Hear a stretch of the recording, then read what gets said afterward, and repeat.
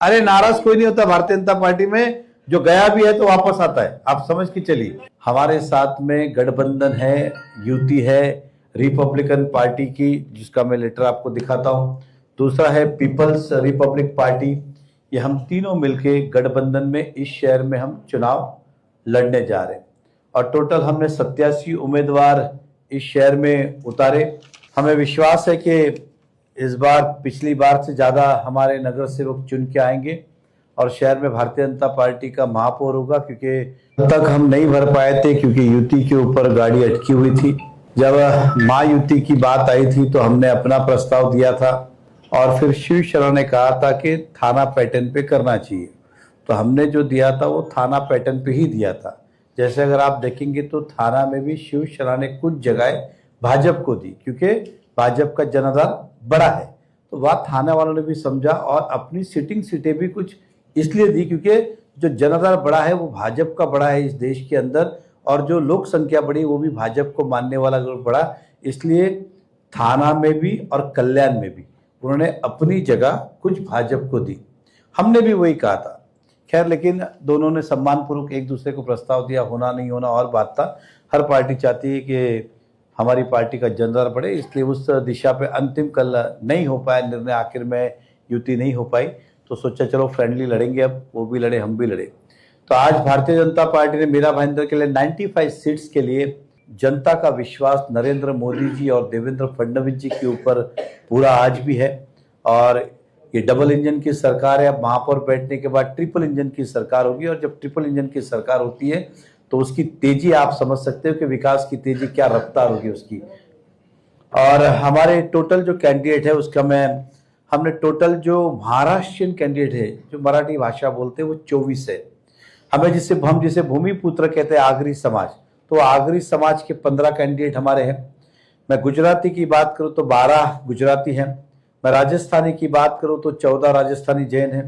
मैं पंजाबी की बात करूं तो 1 पंजाबी है, बंगाली 1 है, दक्षिण भारतीय यानी कि साउथ इंडियन 2 है, उत्तर भारतीय 14 व्यक्ति को हमने टिकट दिए, क्रिश्चियन समाज के 4 व्यक्ति को हमने टिकट दिए, तो कुल इस तरह से 87 टिकट हमने दिए।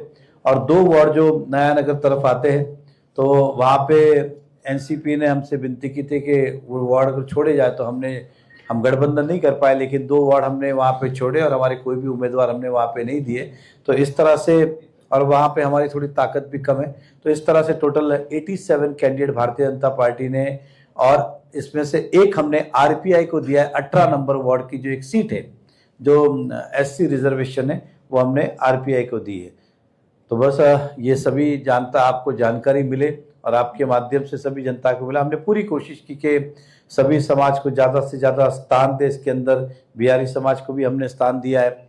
ऐसे अनगिनत, जब मैंने महाराष्ट्र की बात की 24, तो महाराष्ट्र के अंदर बहुत सारे मराठा समाज होगा, कुणबी होगा, बहुत सारे समाज अलग अलग है इन दैट वे। तो इस तरह से हमने टिकट का वितरण किया है। और हमने जब टिकट का वितरण किया है तो हमने धर्म और जाति से ज्यादा उस चीज को महत्व दिया है कि जनता की सोच क्या है, जनता क्या सोचती है, जनता जनाधार किसके साथ है। हमने पूरी कोशिश की कि जनता के जनाधार को सम्मान दे और साथ में सभी समाज को स्थान दे। इस दिशा में काम करते हुए इस प्रकार के निर्णय हमने लिए। कुछ लोगों को हम टिकट नहीं दे पाए जो अच्छे उम्मीदवार थे, उस बात का हमें खेद भी है, क्योंकि चुनाव तो एक ही आदमी लड़ता है, इच्छा बहुत की होती है, अच्छे अच्छे कार्य करता है। लेकिन भारतीय जनता पार्टी का हमेशा एक नारा रहा है कि पहले राष्ट्र, फिर पार्टी और फिर मैं स्वयं। इसलिए बहुत सारे लोगों ने अपनी जब बात आई तो पहले पार्टी को प्राधान्य दिया है, और इस बात की मुझे खुशी है कि बहुत जन ने अपने अपने नामांकन वापस लिए।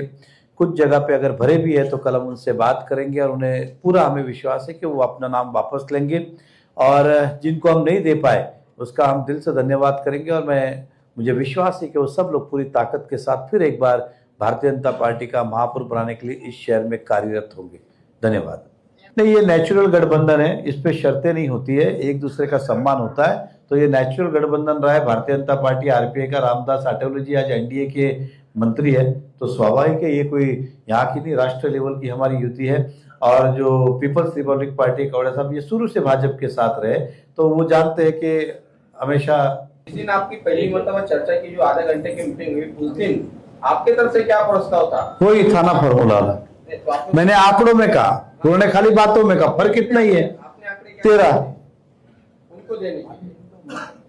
सर कई बहुत वर्षों से आपके साथ जुड़े हुए थे उत्तर भारतीय कार्यकर्ता थे, जिनको भी टिकट नहीं मिली, उन्होंने बहुत नाराजगी अपनी देखिए, उत्तर भारतीयों की टिकट की संख्या पिछली बार से, आप इसलिए लिस्ट दिया मैं नाम देता हूं, उससे ज्यादा हमने दिए। स्वाभाविक है कि इच्छा बहुत जन रखते हैं, अभी सब तो नहीं हो सकता है, क्योंकि कहा कि जाति समीकरण से ज्यादा यह है कि जनाधार जो है, पर जनता किसको पसंद करती है, जनता किसे चाहती है, उसके साथ पार्टी जाती है।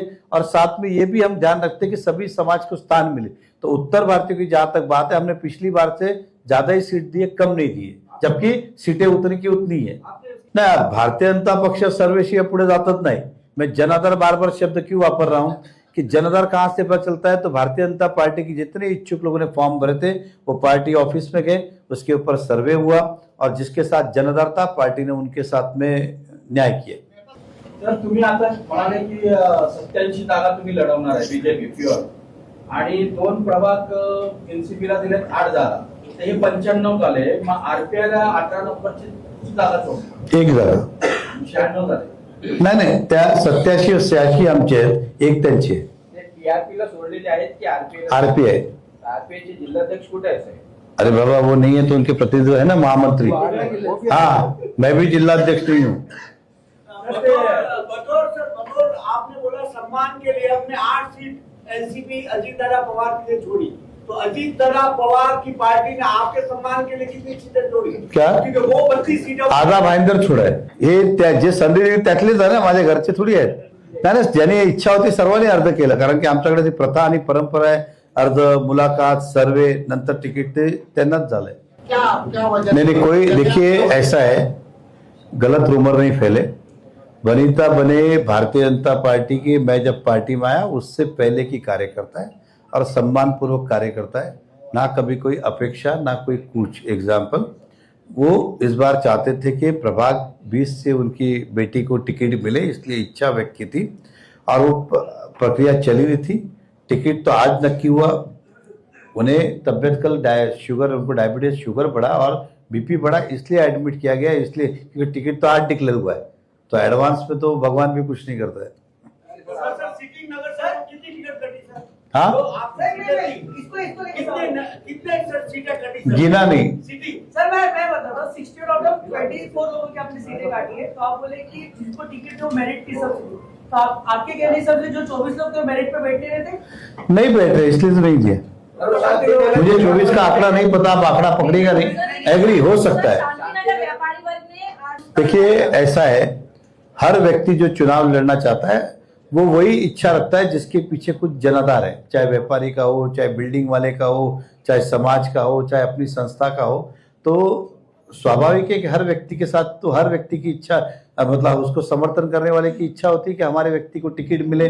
नहीं मिला, लेकिन प्रकाश जान मेरा छोटा भाई है, मेरी बातों को अवश्य मानेगा और वो हमारे जो पार्टी ने निर्णय लिया, आप देख लीजिएगा, आप भी हैं, हम भी हैं, वो पार्टी के साथ खड़े रहेंगे। और जो व्यापारी है वो हमेशा भारतीय जनता पार्टी के साथ खड़े रहे। लेकिन दिनेश यादव का बड़ा विरोध हमेशा रहा है। देखिए ऐसा है कि जिसके सामने जिसको टिकट नहीं मिला तो स्वाभाविक है उसका विरोध है, इसीलिए हम मानते हैं। लेकिन उस वार्ड में 30,000 मतदार है, आप समझ के चलिए, तो स्वाभाविक है कि हर जगह हर व्यक्ति हर एक को सेटिस्फाइड नहीं कर पाएंगे, उनकी कुछ नाराजगी रही होगी, हम उससे मिलेंगे, वो नाराजगी खत्म करेंगे। सर, आपने संकल्प सभा जो दी थी, 87 सीट में कितनी सीट आप जीत के लाएंगे? इसमें 87 सीट जो आप हाँ 70 के आगे।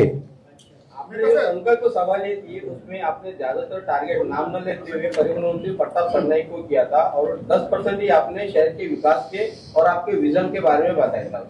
90% आपने उन्हीं को टारगेट किया था। तो आने वाले जो 15 दिन है जिसमें आपका जो होगा, आपका जो कैंपेनिंग होगा, ऐसा है, उसमें आप मैंने 2.5 साल को टारगेट किया था और मेरा एजेंडा जो था ना विकास का मुद्दा, वो 5 साल का था, डबल था।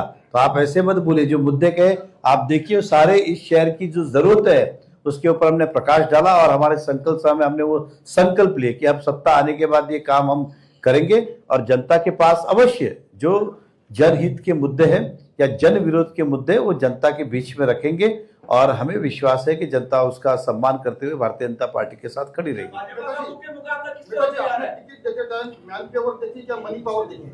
हाँ, मैन पावर देखी क्या मनी पावर देखी? देखिए टिकट की यादी आपके पास है। झुग्गी बस्ती में रहने वाले से लेके मकान में रहने वाले तक सभी को टिकट मिली। नौकरी करने वाले से लेके व्यवसाय करने वाले से लेके प्रोफेशन तक, प्रोफेशन में मतलब डॉक्टर्स आए, एडवोकेट्स आए, नौकरी मतलब कहीं एक व्यापार का, इन सभी के पास है।